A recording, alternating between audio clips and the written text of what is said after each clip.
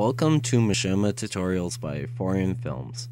I'm Nick Orth, and today I'll be talking to you about camera work. What you'll be learning today can be used in any type of machinima or live film, but for example purposes, I'll be using Halo 3.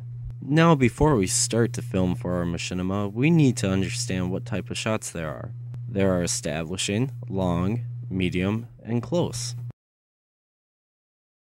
Establishing shots are used to prepare the audience to show them where upcoming scenes are going to be taking place. Commonly used shots show vast landscapes or the outside of buildings. Long shots are somewhat the same as establishing shots because they can be used to show where scenes are going to be taking place as well, but in a smaller view. The most commonly used long shots in machinimas are when the camera sweeps through a corridor or hallway. Medium shots are when the camera is on a person or object from their knees or waist up. Medium shots are most commonly used for dialogue because the audience likes to know who's talking, but it's only good to use it rarely because it degrades the quality if it's used too often. Medium shots can also be used during action scenes if someone has a huge weapon like a turret. Close shots are used when the camera is on someone's face, or part of a body like mouth, feet, or eyes, or even on a particular object like a gun reloading. Major characters are often given a close-up when they're introduced as a way of indicating their importance. Leading characters tend to have multiple close-ups. When the close-up is used in shooting, the focus should not be put exactly in the middle of the frame, but instead it should be put to the left or right side of the screen. The dots on this grid represent where the points of interest are. Now we're going to be using positive and negative space. What's that, some of you may be asking? Well, positive space are objects and characters, and negative space is air. Now, if you want a shot where someone is depressed and is walking a road by themselves, you would have a camera angle that is high up so you can show more negative space, which will make the audience feel like the character is all alone. This is a great way to show the audience a trap or an ambush that is laid out for the character.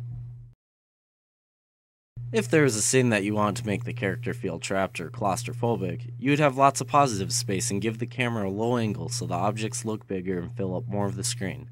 This is a great type of shot if someone's trying to hide, and if you slowly zoom it in, it'll help build up the suspense. Now that we've gone over positive and negative space, it's time to go over the 180 rule.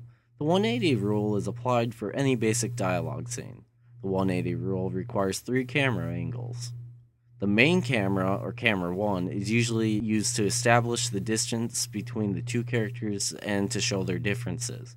Camera 2 is always on the guy 1's right shoulder or side, and camera 3 is always on guy 2's left shoulder or side. The reason why camera 2 and 3 are not facing each other is because it can cause confusion for the audience on who's talking if they look or sound the same. Now, camera 2 and 3 can zoom in and give close-ups, just the person will be on the right side of the screen. Now, if you're doing action scenes for your machinimas, you'll want to use a lot of fast shots and close-ups on weapons, whether they're being reloaded or shooting. Also, grenades and explosions, or anything else that deserves attention during the fight, like someone sneaking by. If you choose to use a shaky cam, you should only use it if you're trying to show power from a weapon or explosion, or to show tense emotional situations. When using the shaky cam, it is very easy to overuse this effect, so it's best to choose only when to use it at the most important times. When trying to use this effect, try to make the effect as realistic as possible, and the only way of doing that is just playing around with the sensitivity on how much you use.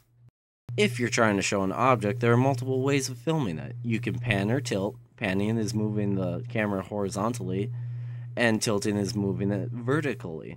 You can also move along the object, but if it's too big for any of these options, you can also move the camera back and show the whole object. One last thing when making a machinima. Always try and try again when filming scenes so you can shoot your scene as close to perfection as possible. This has been Machinima Tutorials. Thanks for watching.